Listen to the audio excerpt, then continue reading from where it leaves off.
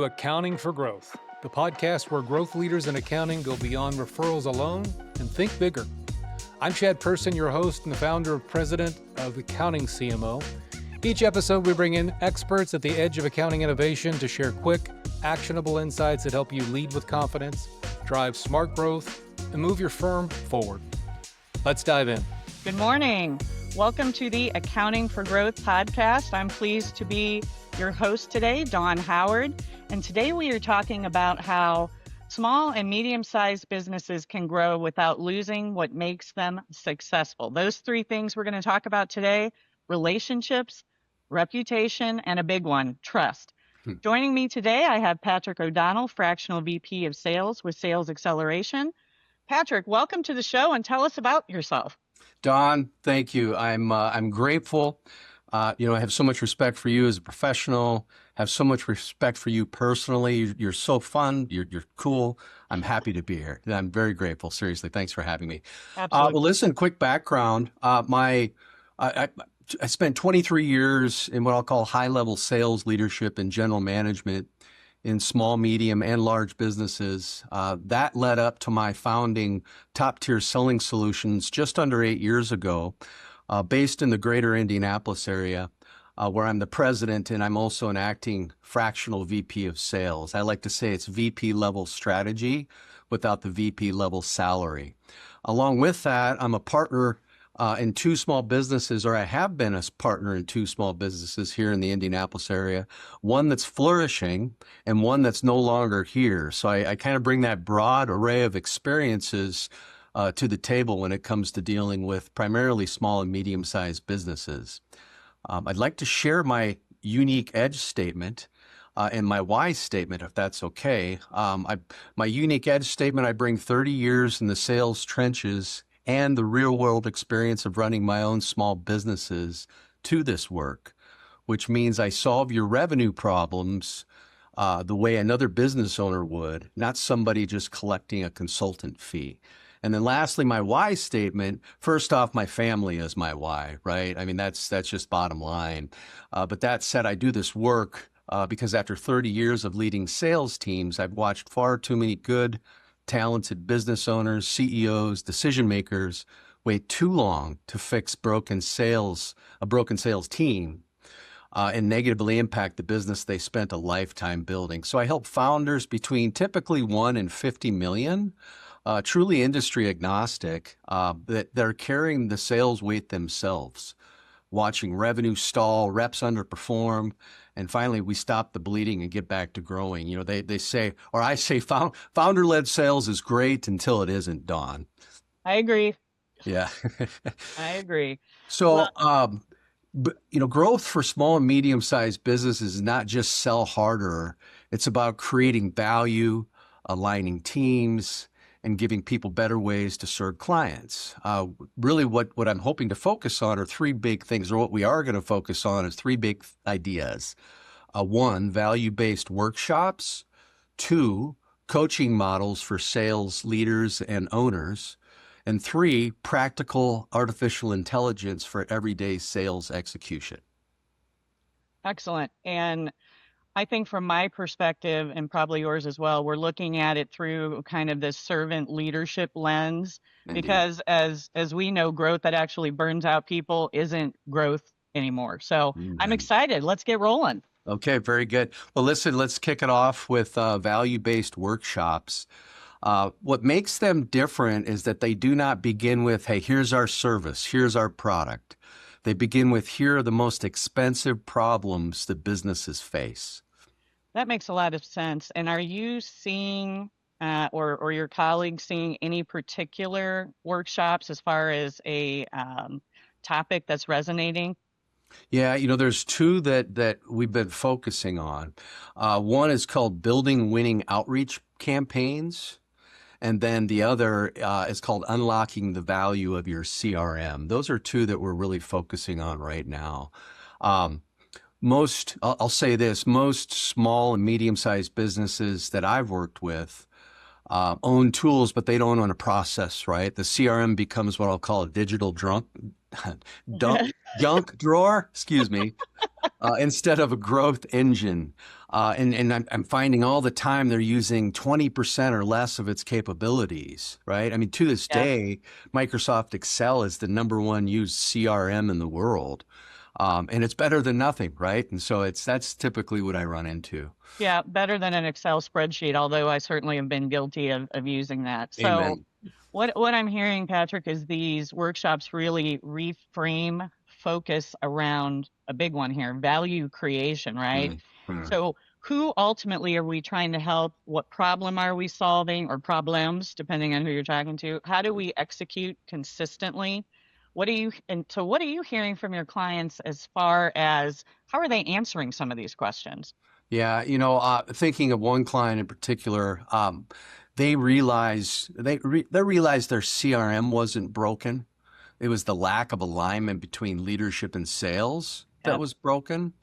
That is servant leadership, Don. It's the tools that serve people, not the other way around. And the same could be said for AI, right? They're tools for that serve people. Yeah, and we'll talk about that closer to the end of the program as far as Mhm. our AI dig for sure. But so just kind of to wrap that up, maybe as a takeaway for our listeners, essentially, certainly if we're looking at the CRM perspective, and I hosted or was involved with a podcast earlier where we talked about technology being the good, the bad, and the ugly, all wrapped into one, frankly. So basically, before buying into another CRM, another platform, what does your team actually say? What does everybody agree on as far as the customer journey, which I think gets left behind sometimes in the dust? And this is certainly an area, it sounds like your workshops can help with that. So let's move on to the second area, Patrick, and that's coaching models. What's that all about? Indeed, coaching for owners and sales leaders, right? It's the second big idea that we're talking about is coaching tracks. Like I mentioned, one designed for business owners and one for sales leaders. And this is a big shift from simply chasing numbers, Don. Yeah, and certainly in my lifetime, I was an old sales gal myself, and when numbers improve, people improve, right? Like it's a morale builder, but owners have a different set of skills that they're bringing to the table as it Right. relates to this. Talk about that.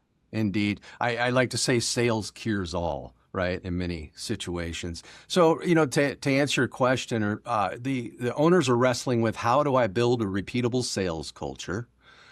How do I stop being the bottleneck? And how do I scale without losing quality? And lastly, I'll throw in how do I stay sane? Right? I Yeah. mean, that's bottom line. I Bottom mean, line. that's like a daily question, Patrick. I don't know what where you're Yeah, playing, but yes. Yes. I concur. I concur. Yes. So, that's from the owner's perspective. We're talking about sales leaders. We're really looking at how they can be more proactive. And Mhm. really that's across the board, but particularly as it relates to the sales leadership. How do I coach instead of throw out a lifeline, right? If I'm spending most of my time in triage, Mm. that's going to impact numbers.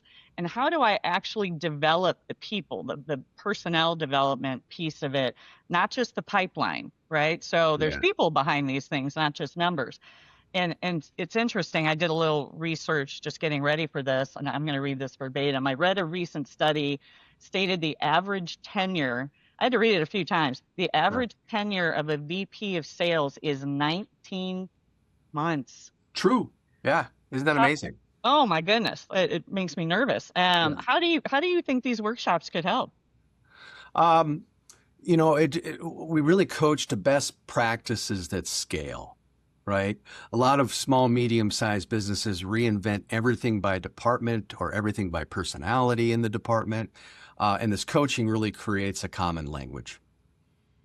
And I did another podcast about culture. And Mm. I would say, if you're looking at certainly on the smaller end of companies, there are a handful of people that really influence the entire culture Oh, yeah. of the team. And so when you're kind of in the midst of creating this common language, it's making sure it matches up with the culture, or it might be a problem. Oh, so true. To steal a quote from Peter Drucker, and I'll paraphrase this, but he says culture eats strategy for breakfast, right? And Yeah. it's so true. And here's a challenge for our listeners. If your top salesperson, sales professional left tomorrow, would your system or your playbook survive, or would that revenue walk out the door? Yeah, and to kind of close up this section, I call that the if so and so got hit by a bus, Yeah. what would we do the very next day? Unfortunately, right? But Right. that's basically the mindset that we're going into. So Indeed. appreciate that insight on this second segment. Let's jump into our final section then, related to AI and Yes. practical integration of that. And it's funny, you can't be online anywhere or watch anything and AI not come up, whether or not you're looking at what the stock market is doing, social media, sports. I'm a Yeah. big NCAA basketball fan, so that's going on now. I can only Yes. imagine how that is being impacted. That's a story for another podcast. But what is the practical use for everyday businesses, certainly for our client size? And and I was guilty of this probably 6 months ago, that using AI is kind of like Google on steroids, Yeah. right? Yeah. It's got great, and it depends which version you're using and what have you. So here's another little a nugget that I found. Gartner expects 60% of seller work to be executed by generative AI technologies by, drumroll please, 2028. Yeah. That's That's 2 amazing. years, It's right? amazing. It's amazing. So scary stuff. Talk to us about that. Sure, and I'll keep it simple, Don. We see three areas where AI is already delivering value, and we believe in it again as a tool. One, that's coaching. Two, lead generation, and lastly, productivity. Those are the three big areas that we see happening as we speak. Okay. I mean, then that makes sense. And I can certainly say from my perspective on coaching, AI can review calls, meeting Yeah. transcripts, right? And being able to look and listen potentially on what one of your sales team may have said. And it gives you the ability to kind of real time do some, role play is one thing, but this is a little bit different when you're coming across on the screen, right? And Indeed. questions and next steps. I think it's a really helpful tool. It really is. It really is. Lead generation being absolutely huge for small, medium-sized business. AI can research accounts, draft personalized outreach, help sellers sound prepared instead of generic. I mean, it's amazing, the use.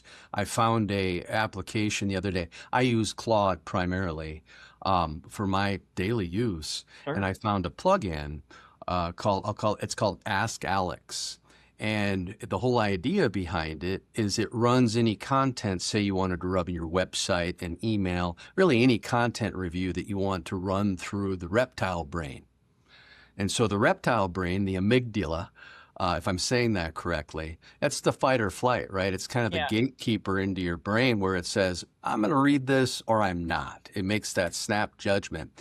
And so what it does is it runs it through that, the content through that, to make certain that the reptile brain doesn't, push it away. It's just amazing, some of the things out there.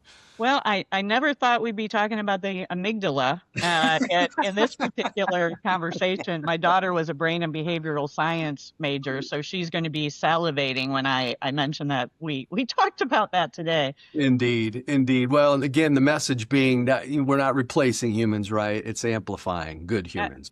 Absolutely. And it's really one, productivity / efficiency, right? Yeah. But also it requires discipline. Oh, yeah. And so using AI to kind of fill in, call it like a drywall putty or whatever it might be, like it helps fill in those gaps, amplifies the good habits and behaviors your sales team or the owners already have, but then just takes it to the next level for So sure. true. So true. So true. So we talked about a lot of important concepts for our friends in the SMB world to consider. So why don't we kind of bring this together, put a bow on it, and what are your thoughts as we wrap this up? Sure. Really, these three ideas connect, right? That really connect that we spoke to. Workshops that create clarity, coaching that builds capability, and AI that accelerates execution. right? I mean, I think that's basically what we spoke to today. We did, and that's a fantastic wrap up of that. So really kind of thinking growth in small and medium businesses, it's a system, right? Not Right. event. And me coming from the accounting world where there's a 15th every month, there's a deadline every month. Yeah. And so to say, oh, I'm suddenly going to start doing more business development. Wait, I have a deadline.